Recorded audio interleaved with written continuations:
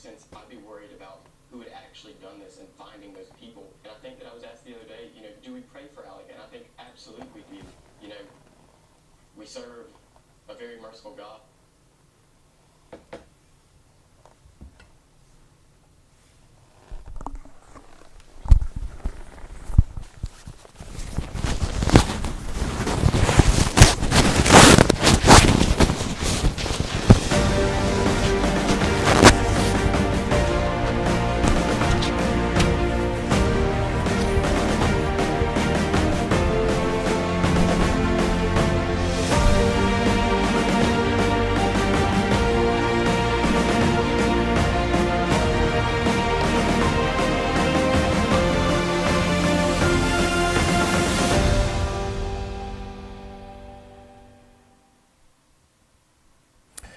Good morning, everybody. Welcome to another edition of E.W. Jackson for America. I'm about 30 seconds behind. I really intended to sign on about a minute, 30 seconds more earlier than I did. And believe it or not, I got caught up reading my book. And I was reading the section I wrote on homosexuality. And I got engrossed in it, to tell you the truth.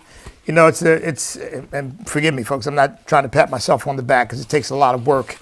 Writing, rewriting, editing, writing, rewriting, editing. When you can finally read something and say, I wouldn't change a thing, whew, that's when you know you're there, as opposed to, well, wait a minute, why is that sentence there? That sentence should be here. Wait. But I was reading the section on part 6 on homosexuality and its assault on American values. And I'll tell you, folks, it is my prayer. I've said this before. I did not write this book to make money.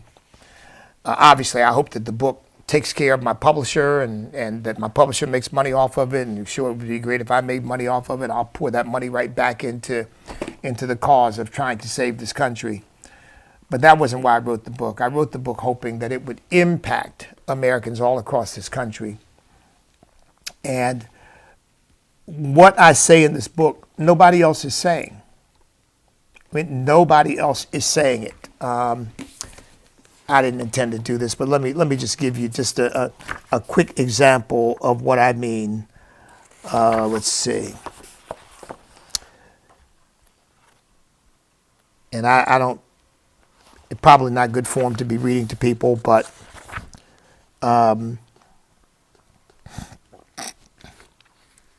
here's what I say, for example. Now, have you heard anybody else say this?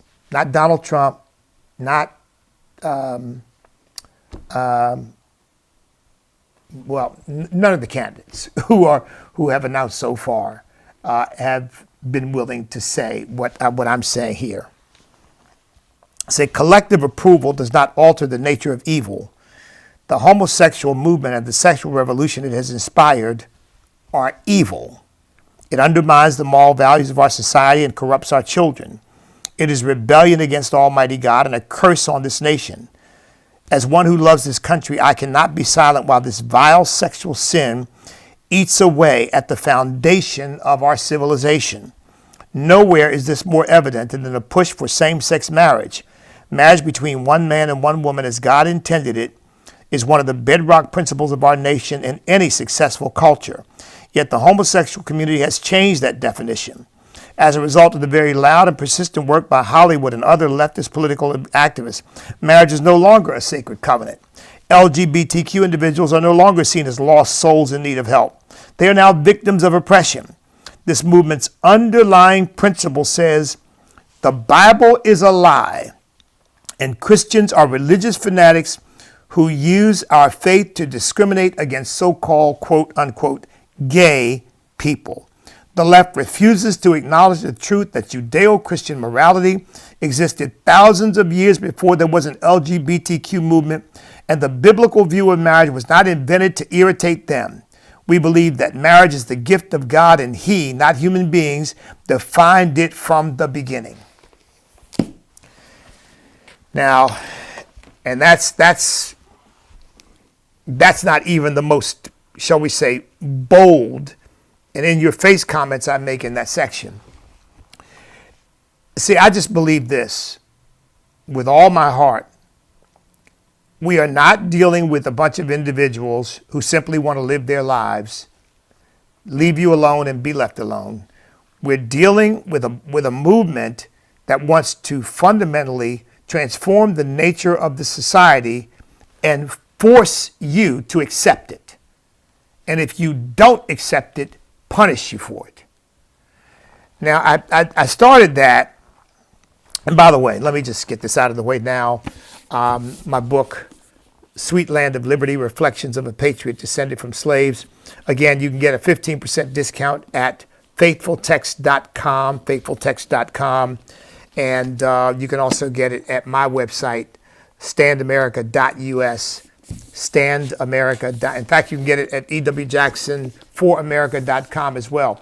But at standamerica.us, if you sign up as a Patriot Partner for a minimum of $25 a month or an annual gift of $300, we will send you a signed, numbered copy of the book. I just signed number 50 last night. I signed number 50. So the next one I sign will be number 51. I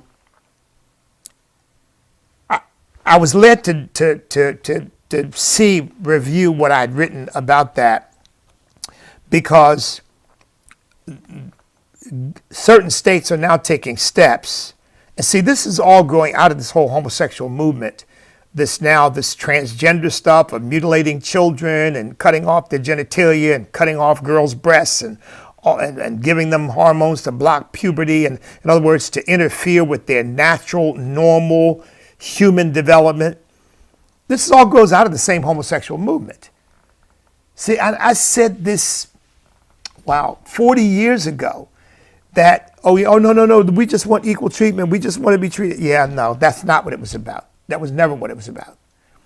Because if you are an American citizen, you have constitutional rights. You don't need a special set of rights as a homosexual or transgender. You just don't. If you got a job, do it. If you've got a workplace, operate in that workplace in a way that is consistent with the values of that workplace. We don't all have to change everything to accommodate some freak who wants to look like he's half man, half woman, woman today, man tomorrow, rainbow colors or whatever. We don't all have to just kind of bow down. Okay, yeah, whatever you say. I mean, that's insane. And that's fundamentally different from discriminating against someone on the basis of the color of their skin. Those are two different things. And of course, the homosexual movement has very strategically conflated the two. But I was looking at some stories this morning about these states. Tennessee, now Kentucky is going after this whole thing of so-called gender affirming care, which is really nothing but a euphemism for mutilating kids. That's what it boils down to, mutilating children, abusing them emotionally, psychologically, and then ultimately physically. And frankly, ultimately, sexually. That's what this is ultimately all about. This is all about creating children who are primed and indoctrinated to accept whatever sexual agenda the homosexual movement and their cohorts have in mind for these kids, because they want the whole society available to them. Now, do you doubt me on that? Well, then think back on when the first gay rights bills got started and everybody, oh no, this is it. It's just about equal rights. Oh, no. And now look at where we are now. We got kindergartners being shown pornographic material, and we're all lectured about how, well, we lack compassion. Van Jones criticized these states for taking action, and he said something about, I think it was referring specifically to DeSantis as well, but he said they're trying to prove that they're more effective persecutors than Donald Trump. Well, first of all, as far as I can tell, Donald Trump doesn't seem to really have a problem with this whole LGBTQ movement. I mean, kind of. I mean, he did have a big log cabin thing down at Mar-a-Lago, and there are a bunch of homosexuals who claim to be Republicans. But as far as I'm concerned, once you give your imprimatur to that, then you basically open the floodgates. What's the next step? And once you recognize these as a organized group of people, as opposed to you're an individual, you'll be treated with the dignity and respect that an individual should be accorded, but don't bring your whole movement in here and tell me I've got to bow down to it, because that's not happening.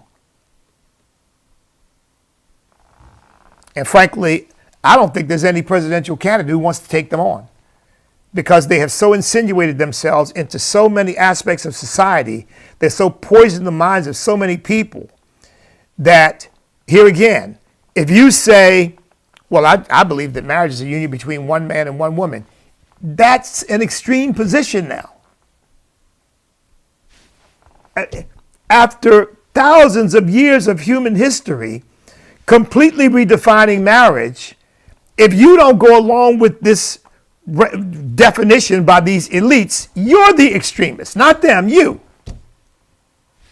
I mean, it's Alice in Wonderland stuff. It's bizarre. It is.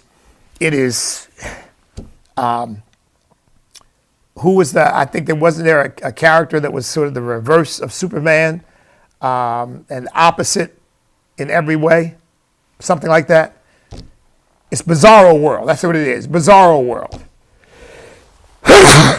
Excuse me. But anyway, I was looking at these stories. Kentucky is following Tennessee. As you know, Tennessee has banned the mutilation of children, of minors. And by the way, you know, this is something else I'm learning. Do you know what's driving a lot of this opposition to these operations, hormone treatment, cutting kids up? It's adults who had this done to them as children, now looking back, realizing they were misled, they were manipulated, they were abused, and they're angry about it.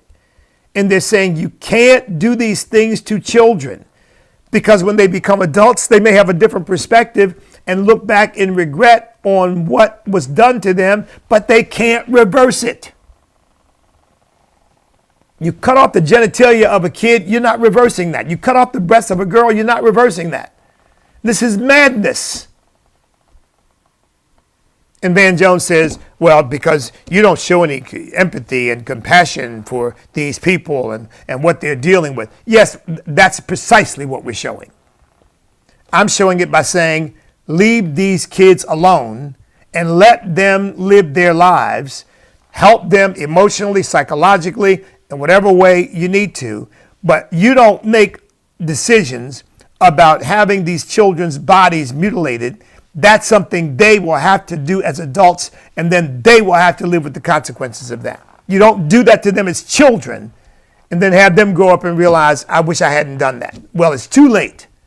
And then what are they thinking? Well, why didn't the adults stop me? Why weren't the adults adults and help me to understand you should not be making decisions that will change the course of your entire life when you're still a minor, because even science acknowledges that the brains of minors have not fully developed, let alone their moral and spiritual character. Even their physiology is not fully developed. You're going to let them make these life-altering decisions of cutting off parts of their bodies and injecting them with hormones. I mean, it is madness. And so I wanted to see what I had written about it, and then got engrossed in reading about it. Kentucky is now joining Tennessee in looking into banning these child sex change treatments, what the left euphemistically calls gender affirming care, which is again another lie. It's like reproductive rights, because abortion is not a reproductive right. Abortion is an anti-reproductive action. And this is not gender affirming care. This is gender changing care. Not affirming, it's changing. Because you're ignoring what you see, which is the physiology and the biology of an individual, and you're going on what you can't see, which is what they say are their feelings, and now you're going to alter their body to meet their feelings. And what happens when their feelings change? Yeah, well, when their feelings change, they're up the creek without a paddle. and without some other stuff as well. No, it's compassion to say, time out, put the brakes on. No, you're not doing that to our children. You're not doing this to this child. When that child becomes an adult, they can do what they want to do. But you're not altering that child's physiology on the basis of feelings in a person that is clearly too immature to drink, too immature in some cases to drive, too immature to get a tattoo, and a host of other things that they can't do because they're not adults. But you're gonna cut off parts of their body because that's what they say they want.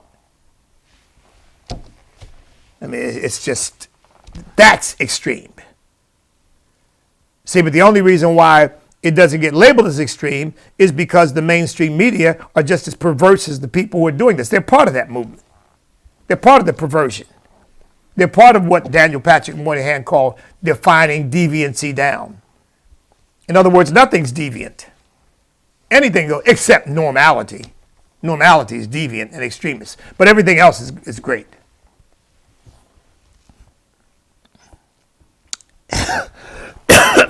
The Attorney General of Indiana is also looking into following Tennessee and now Kentucky, and some other states are looking at this too.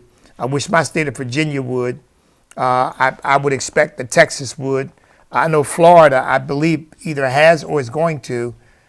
I think every state in the country, I don't care what the political affiliation or political predominance of the state is, whether it's what we call blue or red, every state in the country ought to ban this stuff and say you're not doing that to kids, period. It's child abuse.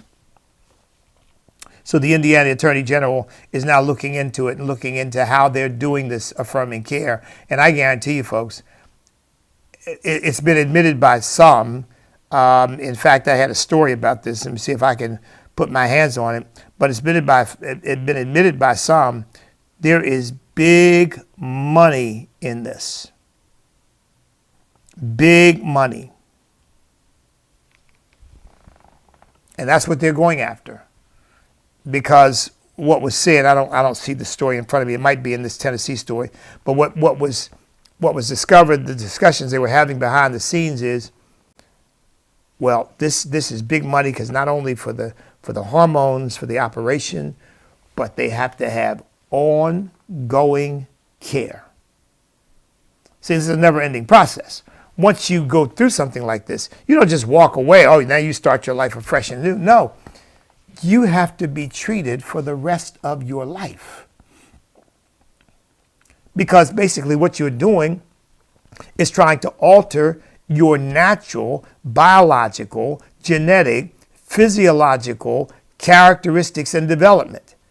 Well, your body is going to try to keep going back to what it was meant to be. And in order for that not to happen, you've got to have ongoing treatment. And that means ongoing money. And if you can get the government to do this stuff, and then you can brainwash kids into believing that this is what they should have, you open up a whole new market. You know, I'm a capitalist and I believe in capitalism, but it's not perfect. And it needs to be reined in. And this is one of those cases where it needs to be reined in. Because what is happening is they're making money, just like with abortion, on the shed blood of children, on the backs of innocent kids. Let's see if I can find that that quote where they were. Oh yeah, here we go. Here we go. During a lecture at Vanderbilt University in 2018, Dr. Shane Taylor explained how she convinced Nashville to get into the gender transition game. She said, because it's a, quote, big money maker, especially because the surgery requires lots of follow-ups. That's how she convinced Vanderbilt to get involved. Money, a lot of money to be made. Who cares what happens to the children? Who cares what they go through? You think the data is showing that this doesn't reduce the likelihood of some kid who's got gender dysphoria committing suicide? It enhances it.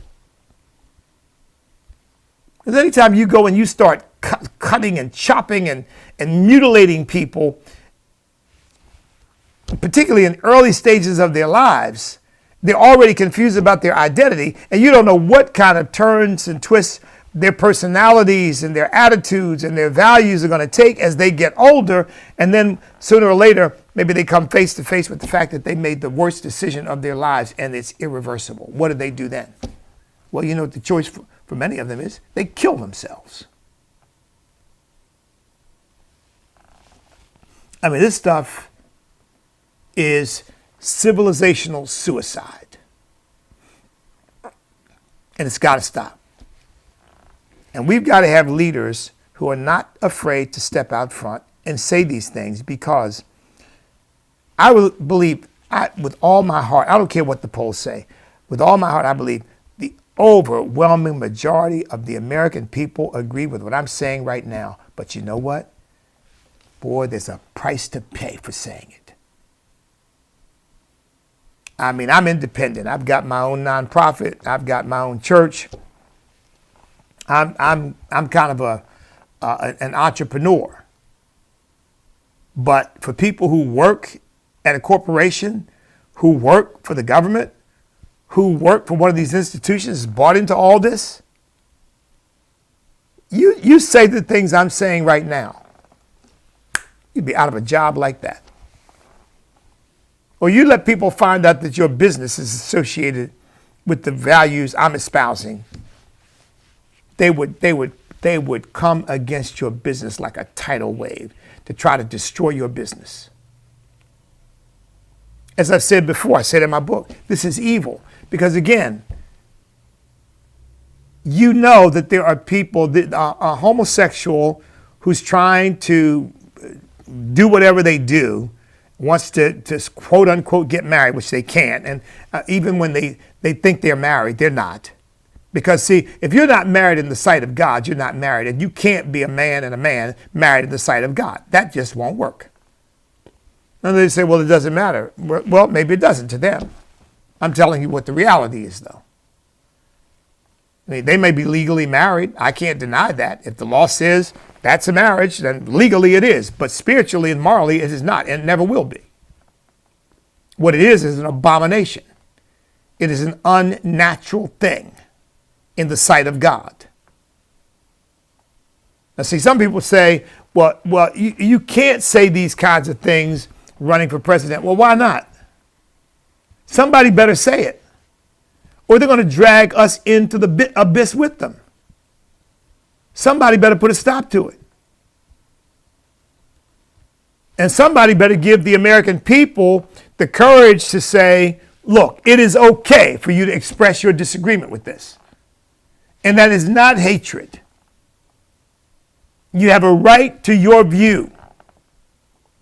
And when they say it's hateful, it's not because they don't know what's in your heart. Only you and God know. But they say it to shut you up. That's the point. And they say it to marginalize you. And they say it to make others want to shun you or fire you or not do business with you and not have any association with you. That's why they label you a hater and a bigot. It's not, they don't care whether it's true or not. They're trying to dominate the culture. In order to dominate the culture, I said you can't have indoctrination without censorship. So you've got to indoctrinate people, but you've also got to shut up the people who come against the indoctrination, because now you got people thinking, oh, well, wait a minute, let me stop and think about this. I see there's more than one side to this issue. They don't want that. There's only one side. The other side must be destroyed. That's the way communists and fascists think. And that's what these people are. They don't, some of them are too stupid to know it, but they really behave like communists and fascists. So you never hear me say, I don't want them to have the right to say the things that they say. Now, when it comes to children, that's a different matter, because children, I believe, should be shielded from this garbage. And of course, we as a society acknowledge that. It's only with this homosexual stuff that seems to have broken down, because of course they're oppressed and all this nonsense. But if somebody just walked and say, "Hey, I want to go share some pornography with kids," most people say, "Over my dead body." But under the guise of this is transgender and homosexual and this is good stuff. We're trying to this is gender affirming. Oh, okay. Well, then you can show the pornography to the kids. That's different. I mean, it's just a game. It's a shell game, you know. Oh no, it's not. Well, see, no, it's not under this bad stuff of showing kids pornography. That we know that's grooming and pedophilia. Oh no. This is the good stuff of showing kids pornography, and because we're doing this with an exalted motive.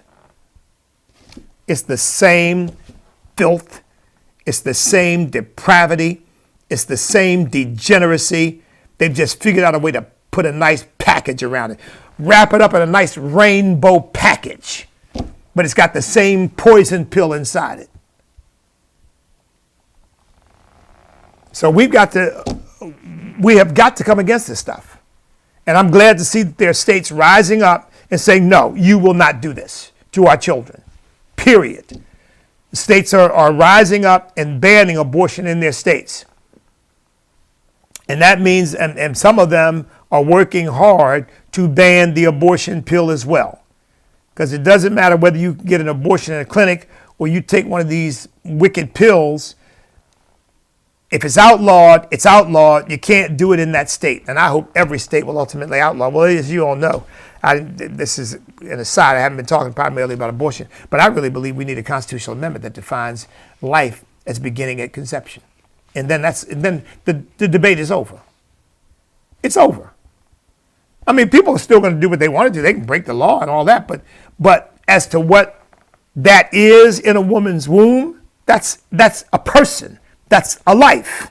And you can't kill it willy-nilly in order to advance whatever you think your life agenda is.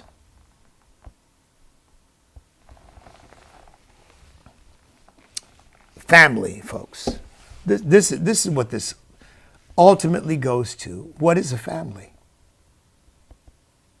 A family is life affirming. A man and a woman, a husband and a wife, a father and a mother, reproducing themselves, recreating life, if you will, and then bringing those children up in the nurture and admonition of the Lord, and those children go on and they find husbands and wives and they procreate.